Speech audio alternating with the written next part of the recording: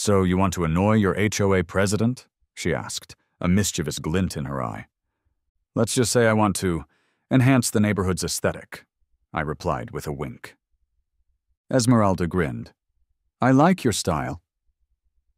We settled on a price, and she agreed to deliver my new, feathered friend the following week. He was magnificent. He was ridiculous. He was perfect. And he was about to become Linda Davenport's worst nightmare, I thought, feeling a surge of triumphant glee. "He's a bit spirited," Esmeralda said, brushing herself off. "Just let him roam. He'll settle in." My backyard wasn't exactly a sprawling farm, but it was my sanctuary. Tucked away behind the standard-issue suburban house was a small, well-maintained chicken coop, painted a cheerful, and, I later learned, highly controversial, shade of red. Inside resided my flock. Henrietta, a plump Rhode Island red, Goldie, a shimmering buff Orpington, Beatrice, a sassy little silky, and Luna, a speckled Sussex with a penchant for escaping. They weren't just egg-laying machines. They were my feathered companions, each with their own quirky personality. It wasn't much, just a small coop, a little patch of grass, and 4 of the friendliest hens you'd ever meet. But it was my little slice of rural paradise, right here in the heart of suburbia. Fresh eggs every morning, the gentle clucking. It was perfect, I thought, watching them scratch and peck contentedly in the morning sun. The simple routine of collecting warm eggs, scattering scratch, and listening to their soft clucking was a calming ritual, a welcome contrast to the pressures of daily life. Of course, in a neighborhood ruled by the iron fist of the HOA, nothing good can last forever. I just didn't realize how quickly that forever would come to an end. The knock on the door was sharp, insistent, and utterly devoid of joy. I knew even before I opened it who it was. Linda Davenport. Picture a woman whose natural habitat is a beige-on-beige living room, whose favorite pastime is measuring her neighbor's grass with a ruler, and whose spirit animal is a tightly wound ball of yarn. She was the president of the Maplewood Estates HOA, and she ruled our little suburban kingdom with an iron fist and a seemingly endless supply of passive-aggressive notes. She stood on my porch, a vision of tightly controlled disapproval, her perfectly coiffed gray hair unyielding to the gentle breeze, her lips pursed in a perpetual expression of displeasure. "Mr. Henderson," she began, her voice as crisp and starched as her perfectly ironed blouse, "I'm afraid we have a situation." She paused, letting the word hang in the air like a threat. "It has come to the attention of the Homeowners Association that you are harboring poultry on your property." She said poultry as if it were a synonym for biohazard. "They're chickens, Linda," I said, trying to keep my voice calm. "They're pets, and they lay delicious eggs." "They're barnyard animals, Mr. Henderson," she retorted, her eyes narrowing. "They're noisy, they're messy, and they're simply not in keeping with the aesthetic of Maplewood Estates. They attract undesirables." I'm pretty sure the undesirables she was referring to were earthworms and the occasional ladybug. The HOA meeting was held, as always, in the community center's multi-purpose room, a space that reeked of stale coffee and simmering resentment. Linda Davenport, perched at the head table like a queen on her throne, presided over the proceedings with an air of grim determination. The agenda was, as usual, a laundry list of petty grievances and absurd regulations. There was a heated debate about the proper placement of trash cans on collection day. Apparently, placing them on the curb before 6 p.m. was a flagrant violation of community standards. There was a lengthy discussion about the unacceptable color of Mrs. Gable's new mailbox. It was too vibrant and distracting. And then, of course, came the main event, My chickens. Linda launched into a prepared speech, her voice dripping with righteous indignation. "These chickens," she declared, projecting photos of my harmless hens onto the screen, "are a menace to our community. They're noisy. They attract pests. They make us look like a farm." The horror in her voice was almost comical. "A farm? 4 chickens in a well-maintained coop make us look like a farm?" I thought, my internal monologue growing increasingly sarcastic. She went on to cite obscure bylaws, misinterpret zoning regulations, and generally paint a picture of my backyard as a chaotic, disease-ridden wasteland. The other HOA members, a collection of mostly timid and easily intimidated individuals, nodded along with her every word. There was no debate, no discussion, no consideration of the fact that my chickens were well cared for, quiet, compared to Linda, at least, and a source of genuine joy. The motion to ban all backyard chickens, effective immediately, passed with a unanimous vote, except for mine, of course. Linda's power was absolute, her grip on the neighborhood unyielding. The next few days were a blur of sadness and frustration. I had to find a new home for Henrietta, Goldie, Beatrice, and Luna. I contacted local farms, animal shelters, and even a few sympathetic friends, desperately searching for a place where my beloved hens would be safe and well cared for. Finally, I found a small, family-run farm a few towns over, where the owners promised to give them a good life. The day I drove them to their new home was one of the hardest I'd had in a long time. Saying goodbye to the girls was harder than I thought. They weren't just chickens. They were part of the family. And now, thanks to Linda and her beige brigade, they were gone, I thought, watching them disappear down the long, dusty driveway. I returned to a quiet, empty backyard. The coop, once filled with the gentle clucking and scratching of my hens, was now silent and desolate. It was a constant, painful reminder of Linda's victory, of the HOA's power, and of my own helplessness. But as I stood there, staring at the empty coop, a new feeling began to emerge. A spark of defiance. A flicker of rebellion. I couldn't bring back my chickens. Not yet, anyway. But I could do something. I could find a way to fight back. To exploit the HOA's own ridiculous rules. To turn their obsession with aesthetics against them. "Linda Davenport, you want a war on poultry? You've got one! Prepare for the Peacock," I vowed internally. A plan, as audacious as it was feathered, beginning to hatch in my mind. My first step was research. I needed ammunition, a weapon, a legal loophole that would allow me to unleash my feathered fury upon Linda Davenport and the HOA. I spent hours poring over the HOA bylaws, a document so dense and convoluted that it could induce a coma in even the most enthusiastic lawyer. I scanned through sections on landscaping, exterior decorations, and nuisance animals, searching for any clause, any phrase, any vaguely worded sentence that I could exploit. And then I found it. Tucked away in a subsection titled Prohibited Animals was a list of specifically banned creatures: dogs exceeding 40 pounds, cats exceeding 3 in number, pigs, goats, sheep, and other livestock, and, of course, chickens, roosters, and other poultry. But there was no mention of exotic birds, no mention of ornamental pets, no mention of peacocks. It was like finding a secret passage in a video game, a hidden loophole just waiting to be exploited, and I was about to exploit it in the most spectacular way possible, I thought, a triumphant grin spreading across my face. The bylaws were specific, and specific was good. It meant there was wiggle room. It meant there was hope. It meant I could unleash a feathered fiend upon Sunridge Estates, and there wasn't a damn thing Linda Davenport could do about it. With the loophole identified, It was time to move on to Phase 2, Operation Peacock. I dove headfirst into the world of peafowl, a world I hadn't even known existed a few days earlier.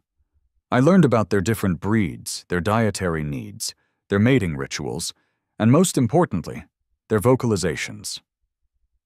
My browser history went from best chicken breeds for beginners to how loud is a peacock and legal to own peacock in state. In record time, I chuckled, scrolling through pages of information. I discovered that peacocks were indeed very loud, their calls described as piercing, ear-splitting, and reminiscent of a woman screaming could be heard for miles. Perfect. I found a local breeder who specialized in exotic birds, a woman named Esmeralda who had a voice like a foghorn and a collection of feathered creatures that would make a zoo jealous. She was initially skeptical of my request. A peacock in suburbia? But she warmed up to the idea when I explained my situation. "So, you want to annoy your HOA president?" she asked, a mischievous glint in her eye. "Let's just say I want to enhance the neighborhood's aesthetic," I replied with a wink. Esmeralda grinned. "I like your style." We settled on a price, and she agreed to deliver my new, feathered friend the following week. The day Sir Reginald the Magnificent arrived was a day I'll never forget. Esmeralda pulled up in a large, custom-built trailer emblazoned with the words, "Feathered Friends Exotic Bird Transport." The neighbors, drawn by the unusual vehicle, gathered on their lawns, their expressions a mixture of curiosity and apprehension. Esmeralda, a woman who clearly enjoyed a bit of drama, opened the trailer door with a flourish. And there he was, Sir Reginald the Magnificent. He was breathtaking. A fully grown Indian blue peacock with a shimmering, iridescent blue neck and chest and a tail fan that stretched for what seemed like miles, a cascade of emerald green and sapphire blue eyes. He was larger than I'd expected, more vibrant, more regal. He looked like he belonged in a palace, not a suburban backyard. He was magnificent. He was ridiculous. He was perfect. And he was about to become Linda Davenport's worst nightmare, I thought, feeling a surge of triumphant glee. The delivery process was interesting. Sir Reginald, it turned out, was not a fan of being confined. He emerged from the trailer with a series of squawks and a flurry of feathers, nearly taking out Esmeralda in the process. "He's a bit spirited," Esmeralda said, brushing herself off. "Just let him roam. He'll settle in." The delivery driver looked from me to the bird to the surrounding houses and back to me, pure bewilderment. You sure about this, man?" "Never been more sure of anything in my life." He shrugged, climbed back into the cab, and drove off, leaving me to contemplate the majestic chaos I had unleashed. Sir Reginald, true to Esmeralda's word, immediately began to explore his new domain. He strutted across my lawn, his tail feathers fanned out in all their glory, his head held high, as if surveying his kingdom. He pecked at the grass, investigated the flower beds, and generally behaved as if he owned the place, which, in a way, he now did.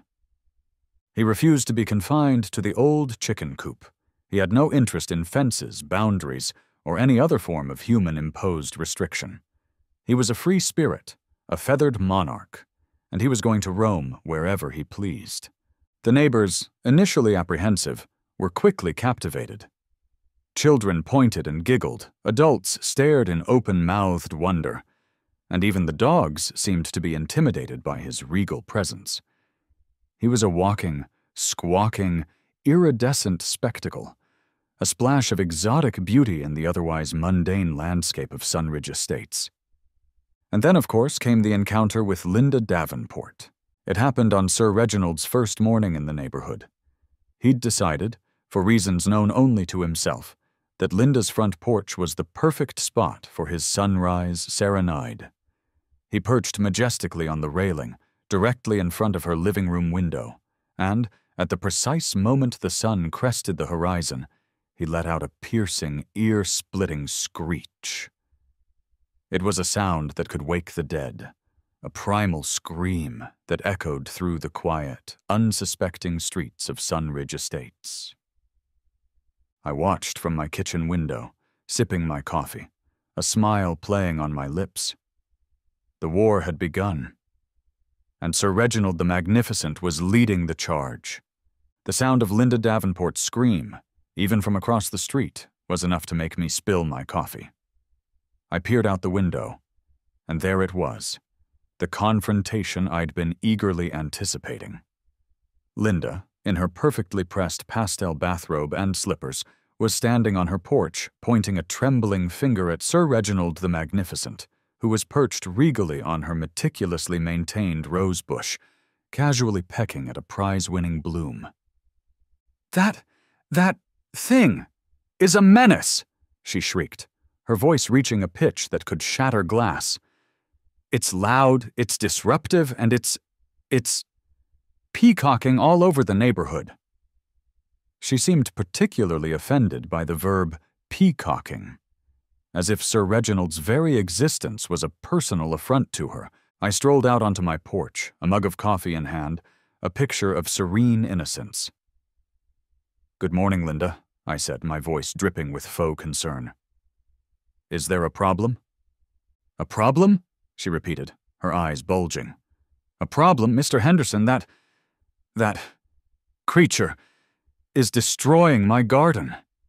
It's screeching like a banshee. It's unacceptable." "He's expressing himself, Linda," I corrected her gently. "It's called freedom of expression. Perhaps you've heard of it. He's also providing valuable pest control. Peacocks are known for their appetite for insects, you know." "I'll have it removed," she declared, her face now a shade of purple that clashed violently with her pink bathrobe. "I'll call animal control. I'll call the police. "Go ahead," I said, taking a leisurely sip of my coffee. "I've already checked. He's perfectly legal. He's classified as an ornamental pet, and there are no HOA bylaws prohibiting exotic birds. You banned chickens, Linda, not peacocks." Watching Linda's face turn that familiar shade of purple was worth every penny I'd spent on Sir Reginald. It was a masterpiece of suburban schadenfreude, I thought, struggling to suppress a grin. She sputtered, she fumed, she threatened, but it was all for naught. Sir Reginald, meanwhile, continued to dismantle her rose bush, one prize-winning bloom at a time, seemingly oblivious to the chaos he was causing.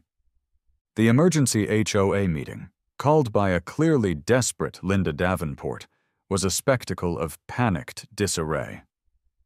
The usually orderly community center was filled with a buzz of anxious whispers and nervous glances. Linda, looking like she hadn't slept in days, stood at the podium, her face pale and drawn, her usually impeccable hair slightly askew. This peacock," she began, her voice trembling with a mixture of rage and exhaustion, "is a threat to our community. It's loud, it's destructive, and it's unpredictable." She projected a series of blurry photos onto the screen. Sir Reginald perched on her roof, Sir Reginald strutting through her garden, Sir Reginald staring menacingly into her kitchen window. She proposed an immediate and total ban on all non-domesticated avian species within Sunridge Estates, a motion clearly targeted at Sir Reginald. But this time, her usual iron grip on the HOA seemed to be slipping. There were murmurs of dissent, hesitant questions, and even a few outright expressions of amusement. "He's kind of beautiful, though, isn't he?" Mrs. Gable said tentatively. "My grandkids love him," Mr. Henderson added. "They call him Reggie." Even some of Linda's most loyal supporters seemed to be wavering. The peacock, it turned out, was more popular than she'd anticipated. The meeting, instead of being a swift condemnation of Sir Reginald, devolved into a chaotic debate, with Linda's increasingly shrill pronouncements being met with a growing wave of resistance. Sir Reginald the Magnificent, meanwhile, was becoming a local celebrity. The local newspaper, the Sunridge Estates Gazette, ran a front-page story about him, titled, "The Fabulous Peacock of Maplewood Estates." The article described him as a flamboyant and feathered resident who has captured the hearts of the community, and included several photos of him strutting through the neighborhood, his tail feathers shimmering in the sun. Then came the TikTok trend. Someone posted a video of Sir Reginald chasing a mail truck set to a catchy pop song, and it went viral. Millions of views, thousands of comments, and a sudden influx of Peacock-related hashtags. Reginald the Peacock, Peacock Life, #Suburban Safari. Local businesses started capitalizing on his fame. A bakery created a Reginald-themed cupcake, decorated with blue and green frosting and edible glitter. A clothing store started selling Reginald Fan Club t-shirts, featuring a cartoon image of the peacock wearing a crown. Even the mayor, sensing a PR opportunity, posted a photo of himself with Sir Reginald on his official social media account, praising the peacock for bringing a touch of exotic beauty and much-needed levity to our town. Linda, of course, was furious. She'd become a laughingstock, her attempts to maintain order and conformity thwarted by a single, spectacularly flamboyant bird. The contrast between the online praise for Sir Reginald and Linda's increasingly desperate outrage was both hilarious and deeply satisfying. Linda's attempts to have Sir Reginald removed through official channels were met with a series of increasingly frustrating roadblocks. She called animal control multiple times, but each time they arrived, they found Sir Reginald to be well cared for, perfectly legal, and, frankly, quite charming. The animal control officers, after posing for a few pictures with him, would leave, leaving Linda fuming on her porch. Then came the Wildlife Preservation Society. A local chapter, alerted to Sir Reginald's presence by the viral social media posts, contacted me, offering their support. They declared Sir Reginald a bird of interest. Apparently, peacocks weren't technically endangered, but they were still considered worthy of protection, and they warned the HOA that any attempt to harm or relocate him would be met with swift legal action. Linda was trapped. She couldn't ban him through the HOA, she couldn't have him removed by animal control, and she couldn't even complain about him without risking the wrath of the Wildlife Preservation Society. Sir Reginald the Magnificent, my feathered weapon of choice, had proven to be legally untouchable, a walking, squawking, peacocking embodiment of HOA defiance, and there wasn't a damn thing she could do about it. Linda's next desperate move was to call animal control. She reported a dangerous, aggressive, and excessively loud bird terrorizing the neighborhood, hoping to have Sir Reginald removed on grounds of public nuisance or some other trumped-up charge. The animal control officer, a weary-looking man named Bob, arrived at my door, clipboard in hand, expecting to find a rampaging beast. Instead, he found Sir Reginald the Magnificent calmly pecking at the grass in my front yard, looking about as threatening as a fluffy blue and green lawn ornament. "That's him?" Bob asked, pointing at Sir Reginald with a slightly bewildered expression. "That's him," I confirmed. Bob spent the next half hour observing Sir Reginald, checking his condition, and asking me a series of questions about his care. He concluded that the peacock was perfectly healthy, well-fed, and, despite his impressive size and occasional ear-splitting screeches, not a threat to anyone. "Peacocks are legal to own in this state, ma'am," Bob informed Linda, who had been hovering nearby, her face a mask of frustrated rage. "And this one seems to be well cared for. There's nothing I can do." He tipped his hat to me, gave Sir Reginald a final, admiring glance, and drove away, leaving Linda sputtering in his wake. The final, crushing blow to Linda's anti-Peacock campaign came from an unexpected source, the Sunridge Estates Wildlife Preservation Society, SUPES, a small but dedicated group of local nature enthusiasts. They'd been following the Sir Reginald saga with great interest, and they decided to intervene. They sent a letter to the HOA declaring Sir Reginald a bird of interest and a valuable addition to the local ecosystem. They argued that peacocks, while not native to the area, were beneficial for pest control and provided a unique opportunity for residents to observe and appreciate exotic wildlife. They even hinted at the possibility of declaring Sir Reginald a protected species. A slight exaggeration, but effective nonetheless, which would make any attempt to remove him a legal nightmare. Linda, faced with the prospect of battling not only me and the increasingly pro-Peacock neighborhood, but also a group of determined wildlife advocates, finally realized she was defeated. The SUPs, with their earnest enthusiasm and their arsenal of nature-related facts, had become my unlikely allies, providing the final layer of protection for my feathered friend. The end came swiftly and decisively. Linda Davenport, the once mighty queen of the Maplewood Estates HOA, resigned in disgrace.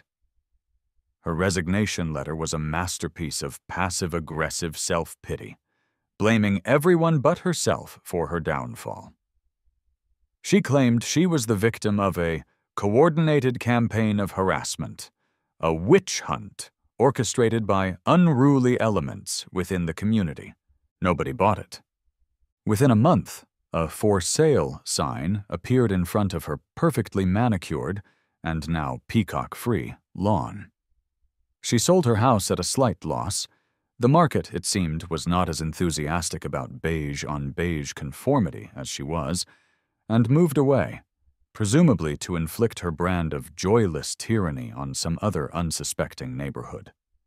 The news of her departure was met with a collective sigh of relief, followed by a spontaneous neighborhood block party held naturally in my backyard with Sir Reginald the Magnificent as the guest of honor. With Linda gone, the HOA underwent a dramatic transformation. The old guard was replaced by a new, more progressive and pro-Peacock leadership. The bylaws were revised, the emphasis shifting from strict conformity to fostering a sense of community and celebrating individual expression. Sir Reginald the Magnificent, once a source of controversy, became the official mascot of Maplewood Estates. His image appeared on the neighborhood website, on community newsletters, and even on a new, redesigned welcome sign. The neighborhood had embraced its feathered overlord, and the HOA, once a symbol of oppression, was now a champion of peacock-related pride. The change extended to the renaming of streets. One was even, no joke, named Reginald's Run.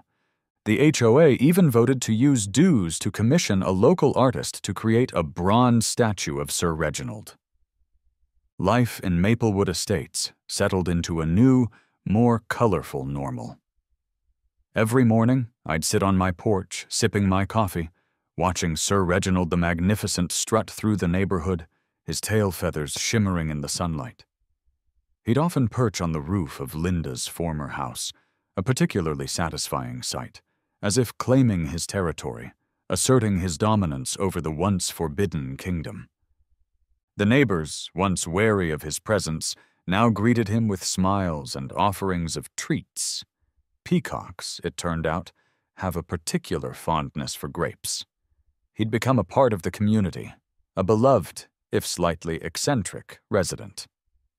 Who knew that a few chickens and a burning desire for revenge could lead to all this? I guess sometimes you just gotta get a peacock to find your peace, I thought, watching him let out a triumphant screech that echoed through the streets. I raised my coffee mug in a silent toast. To Sir Reginald the Magnificent, may his reign be long, loud, and utterly infuriating to all future Karens.